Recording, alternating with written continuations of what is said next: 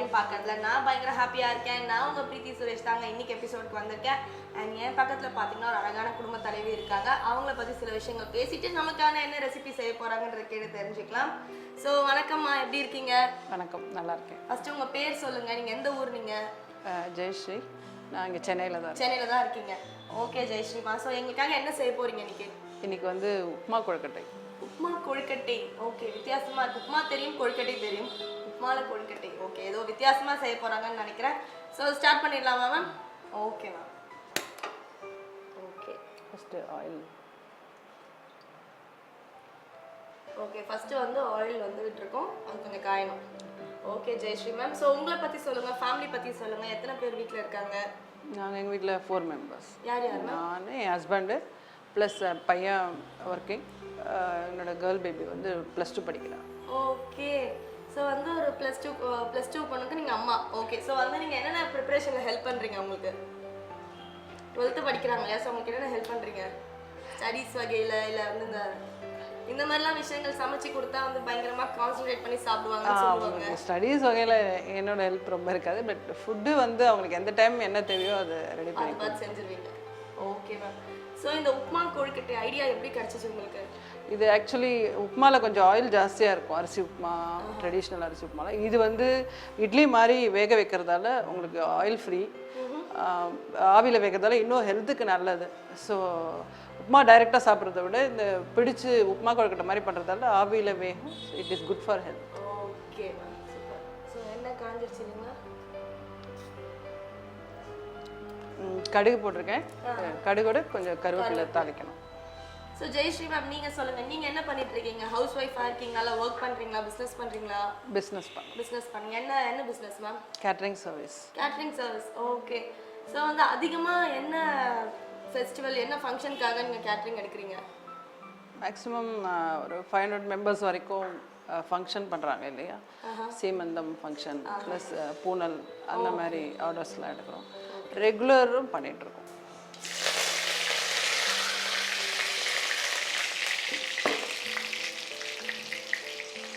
Actually நான் இதால் 1 tumbler இப்போ ப்ரிப்பேர் பண்ண போகிறேன். ஸோ 1 டம்ளருக்கு அரிசிக்கு 2 tumbler, 3 tumbler. Okay. So almost கொதிச்சிருக்கு. நம்ம இப்போ இது கொஞ்சம் தேங்காய்,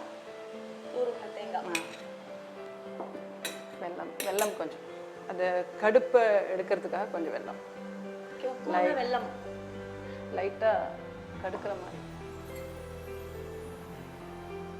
இது அரிசி உடைச்சது இது. ஸோ 1 டம்ளர், நம்ம 3 டம்ளர் தண்ணி ஊற்றணும் இல்லையா? ஸோ அதோட ப்ரொபோர்ஷன் 1 டம்ளர் அரிசி. உப்பு சேர்த்துக்கலாம்.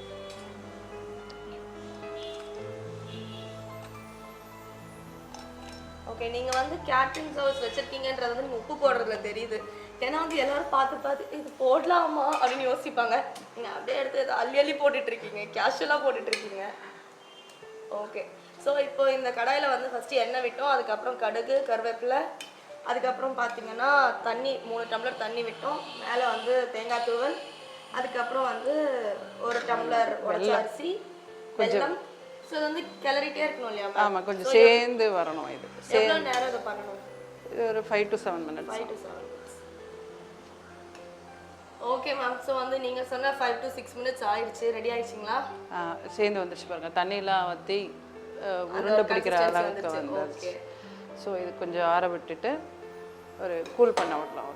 பிளேட்டில் ஆற வைக்கணும்.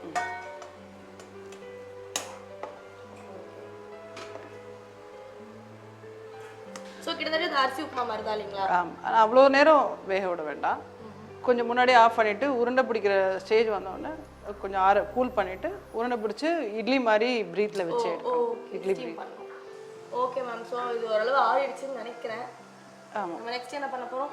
இது உருண்டை பிடிச்சி இட்லி மாதிரி வேக விட்டு.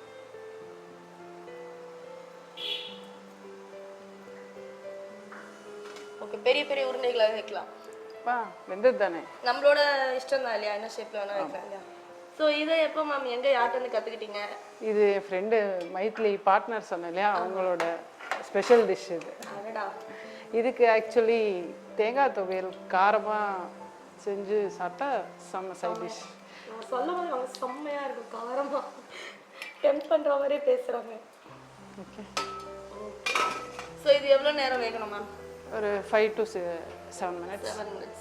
ஓகே. ஸோ வந்து இந்த உப்புமா கொழுக்கட்டை வேகிறதுக்கு வந்து ஒரு 5 to 6 minutes ஆகும்னு சொல்லியிருக்காங்க ஜெயஸ்ரீ அம்மா. அது வரைக்கும் வெயிட் பண்ணலாம்.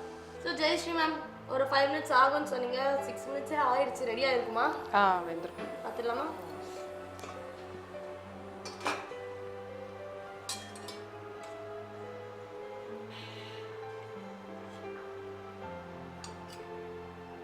ஓகே. ஸோ ரெடி ஆயிடுச்சு இல்லையா? நம்மளோட உப்புமா கொழுக்கட்டை ரெடியாக இருக்குது. ஸோ பொதுவாகவே பார்த்தீங்கன்னா உப்புமானாலே வந்து கொஞ்சம் அந்த உப்பு தன்மை தான் நிறைய இருக்கும்னு நம்ம தெரியும். பட் இது வந்து நம்ம வெள்ளை மாதிரி லைட்டாக ஆட் பண்ணியிருக்கோம். ஸோ என்ன ஃப்ளேவரில் இருக்க போதும் தெரியல, டேஸ்ட் பண்ணி பார்த்துட்டு சொல்லிடுறேன்.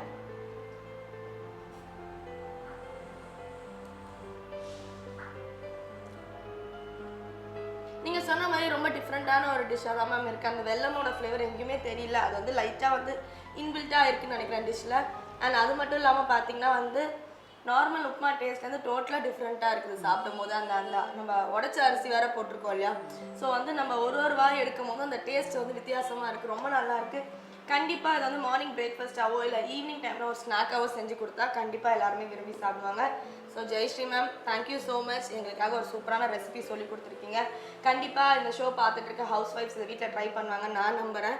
ஸோ இந்த மாதிரி சூப்பரான ஒரு ரெசிபி செஞ்சு கொடுத்தா உங்களை அப்படியே அனுப்புறதுக்கு எனக்கு மனசு வரல. ஸோ அதனால matrimonyphotography.com வழங்கும் ஒரு சின்ன கிஃப்ட் உங்களுக்காக.